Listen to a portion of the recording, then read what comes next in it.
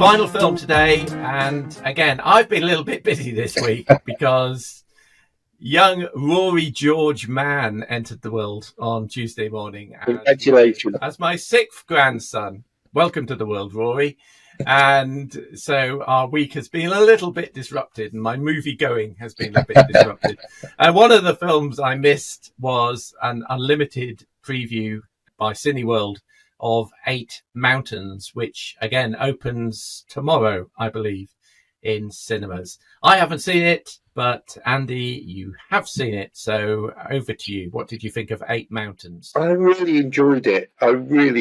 This is a story of a friendship between we 2 boys, and we follow them into adulthood where they reconnect. So Peter is on holiday with his family from what he describes as a dirty, smelly, horrible city of Turin. They've taken a log cabin in the woods for the summer up in the mountains, and they're really enjoying the fresh air and the scenery and being away from the city. And young Peter meets Bruno, who's living on a farm with his auntie and uncle, and he can't imagine what life in the city must be like. So there's a bit of discussion between the 2 boys' different upbringing. You know, what's life like in the city, what's life like in the countryside. Peter's experiencing the countryside for the first time. Bruno has never experienced the city, and when he does, he absolutely hates it and comes running back to his life in the countryside. For video viewers of this podcast, here's a clip.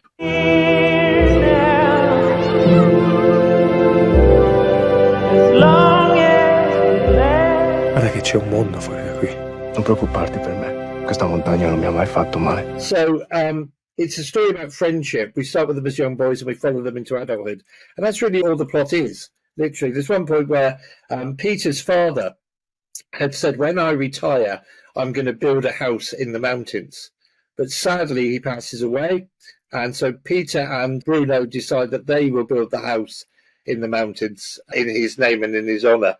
See it on the big screen because it is beautiful. The scenery, the photography, the cinematography is stunning, and the views are absolutely gorgeous. There's one point where we follow the 2 men walking up a mountain, and they get to the peak, and the camera just sort of swings around, and we get to see for the first time what they're singing. And we go, wow, this is stunning, beautiful scenery. On that point, Andy, in the trailer, it looks like it's in 4:3 format rather than 16:9 widescreen, which struck me as a bit of an odd decision, given it's a kind of big kind of scenic film. I was going to mention that, Bob. Yeah, thank you. Yeah. So what it does is, by being in that particular format, we get the height of the mountains rather than an oblong view. We're continually looking up. Okay. And the whole time, the camera is behind our characters as they climb the mountains, just looking up. And I think by having it in the square format, it gives us some idea of how high they are climbing as we follow them up and up and up and up to the top of the screen. If I have a complaint, it's too long. It's just under 2 hours. So it does get a bit saggy and a bit boggy in the middle, but really worthwhile seeing. Just a nice, simple, quiet, low-key film about friendship, and a friendship that goes through various ups and downs, but doesn't die. It looked beautiful. I thought the score was terrific by Daniel Norgan. It's an Italian film. We had a problem at Cineworld when I saw it because it's subtitled, but in fact the film started and there were no subtitles. We were 10 minutes into the film and no subtitles. So I went outside and complained. They came back, they put the lights on. We waited another 20 minutes. They started it again. So maybe that's why I felt it was a bit too long, because, I got home half an hour later than I thought I was expecting to. But really lovely, nice, steady film. I'd give it an 8 out of 10, just for the scenery alone. And the performances by the 2 leads, again, Italian actors, really good.